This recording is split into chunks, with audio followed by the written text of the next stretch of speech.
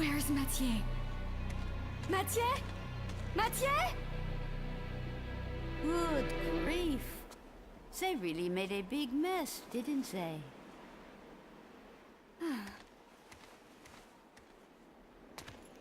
It sure took him a while to find this place. Oh, you have arrived, son of Sparta.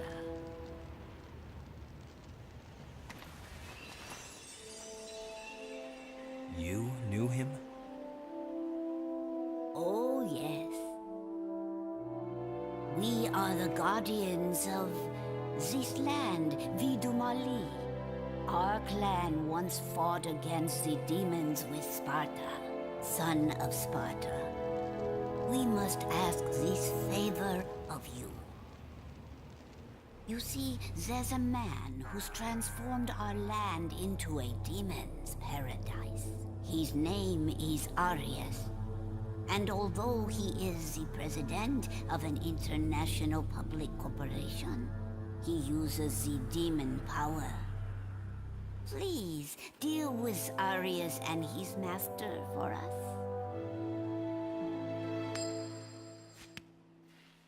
Looks like it's your lucky day.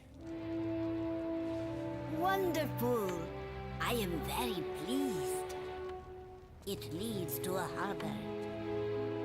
If you are successful, I will tell you a story about your father, son of Sparta. What's up, everybody? This is Red Takes You, and we are continuing our trek through Devil May Cry 2. So we're going to go ahead, head into the power-up menu, and I'm going to buy an upgrade for my rebellion. And then we're going to go ahead and start the mission. Alright, now, the purpose of this mission is we're looking for a very special, unique item for Dante. And down in here, at the very end, is what is known as the Aerial Heart. The Aerial Heart is part of a new feature introduced in Devil May Cry 2. If you may have noticed throughout the combat, Dante has his health bar and his devil trigger gauge, but to the left of those, there's this circular pattern where Dante has a couple slots for items. He has a circular one, he has a tear-shaped one, and he has a crescent moon one up there in the left-hand corner right next to his health. If you notice, the circular one has an item in it, but the tear-shaped one and the crescent-shaped one do not. They are empty. We are going to... That is Dante... That section is where you can augment Dante's Devil Trigger abilities. You can give his Devil Trigger unique properties and features. And we are going to get a new item for that here in this mission. We are getting the Aerial Heart. And as the name implies, the Aerial Heart will give Dante, while in Devil Trigger mode, the ability to fly. Now, one other thing I know about this mission is, as you notice, I'm destroying a lot of walls, those faces. That is actually key to progressing, but there's actually a couple that you don't want to, that you'll need to be wary of. There are some you want to destroy, but not in a certain order, and I'll show you when it comes to that. But go ahead and interact with this coffin in the back, and we'll go to a secret room. So nothing too particularly dangerous here. We have Brontomancers. These are lightning variants of the Pyromancers that we've fought already. Nothing too dangerous, nothing too special. These guys are not really all that tough. So here we are, a nice mix of Brontomancers and Pyromancers.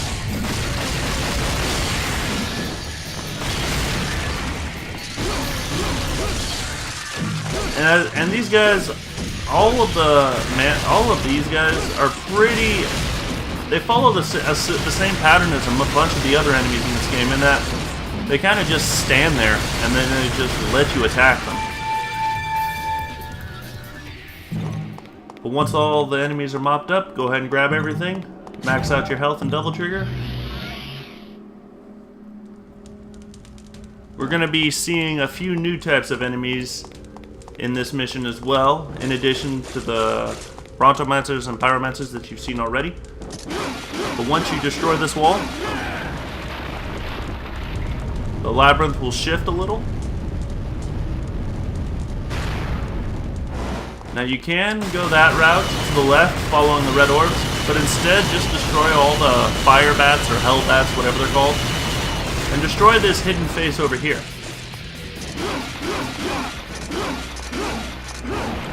And it will reveal an open area with particularly nothing in there. But once you head in there, you should activate a pitfall trap that will reveal a blue orb fragment.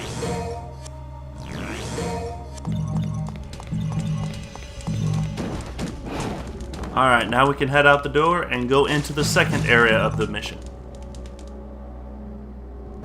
Well, actually, before we do that, we have a small little puzzle to take care of. Then we can proceed into the second half of the mission.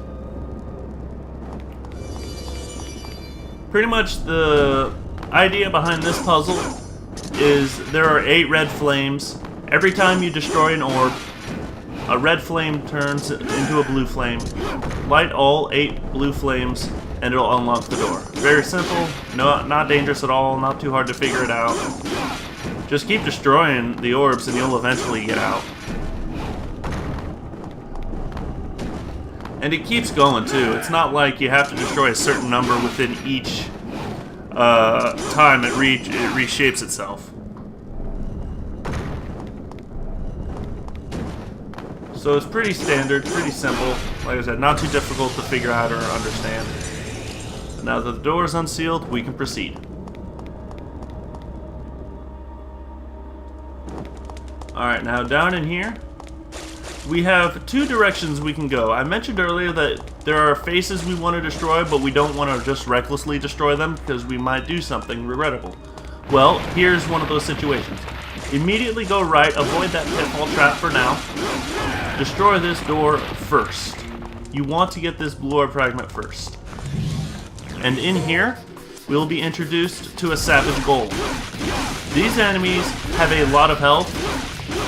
However, just like every other enemy we've fought thus far, really, they tend to just sit there and just let you smash their face in. So, go ahead and kill him. Now, fall into this pit trap if you want. Now, I'm going to do it anyway. And we'll encounter some pyromancers. But like I said, in one of the... If we had not gone to the right first and gotten that blue orb fragment, and had we destroyed the other wall face we're going to now, we would lose the ability to get the blue orb fragment. Because you'll notice as soon as we destroy this face,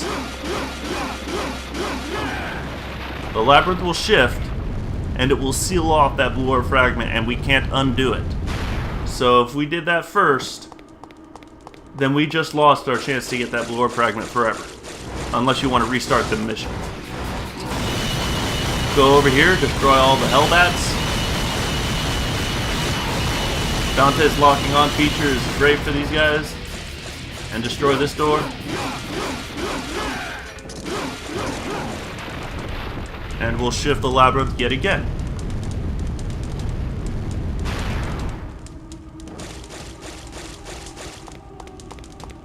And now we're going to encounter a pyromancer or 2.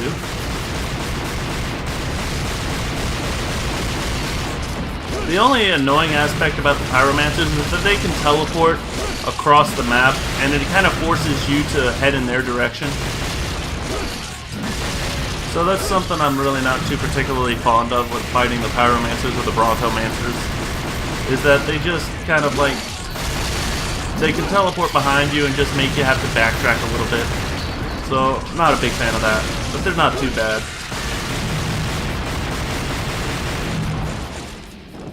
Alright, so go ahead and destroy this.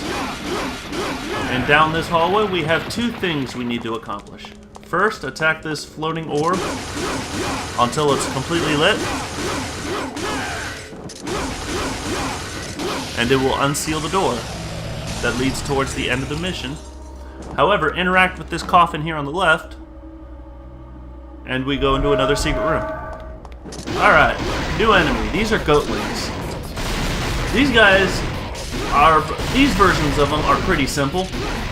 Next mission we'll encounter one goatling that's actually particularly kind of dangerous. But these goatlings are pretty, one-on-one they're pretty weak, but they are very aggressive. Out of all the enemies, they have been the most aggressive thus far. As you will see here, they all rush you, and they'll attack you as soon as they reach you. So double trigger is actually good against these guys when they're in groups. And right there, just pummeling them with your double trigger energy blasts, it makes short work of them. But once they're all dealt with, we're gonna go ahead and mop up all the red orbs and get the blue orb fragment.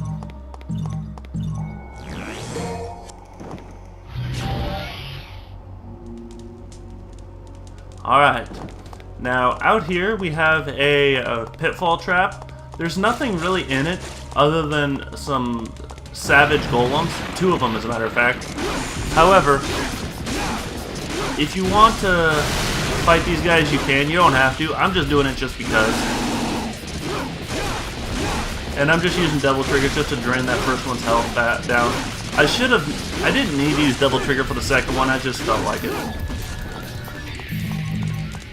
But anyway, now that the door's been unsealed, we can finally proceed all the way down towards the end of the labyrinth, and we can end them, and we can head into the final area. And right here on your left, you'll notice a God of Time statue, so if you need to buy anything or upgrade anything, go right ahead. As soon as we head in here, the gate seals. There are 3 phases to this room. First off is a Gonophanes. There are 2 sword ones right here, and at the top, at the front of the room, are 2 shield throwers. These guys actually get me pretty good. I was a little pissed off. You notice that those guys took down, both of them just took down a third of my health, and I was pretty upset about that. I hadn't really taken that much damage this entire game, this entire mission, and then those 2 guys just wailed on me, so I was a little mad about that. The second phase is a bunch of pyromancers. Nothing too dangerous. Once you beat all of them, the 2 goatling statues will come to life. And these 2 are just like any others that we've already fought. They're pretty simple, pretty easy to take out, especially with the double trigger energy attacks that Dante does. They are no trouble at all.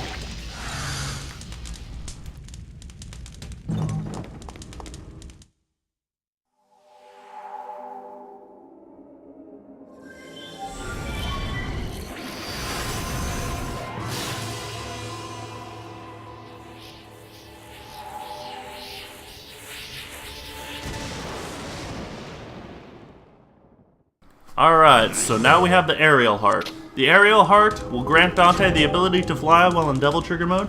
If you don't have any double trigger right now, you can use the green pad in the back of the room to refill your double trigger. But once you fly up here, you will go ahead and end the mission. Alright, so as you can tell, my damage rating is a C. Had those Gonophanes not wailed on me so bad, I probably would have done better, and my overall ranking could be higher. I could have gotten an A most likely. So that was a little upsetting, but it's alright. So I'm just going to go ahead and save my game right here.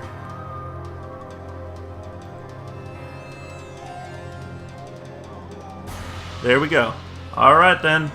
I will see you all in the next mission. Take care.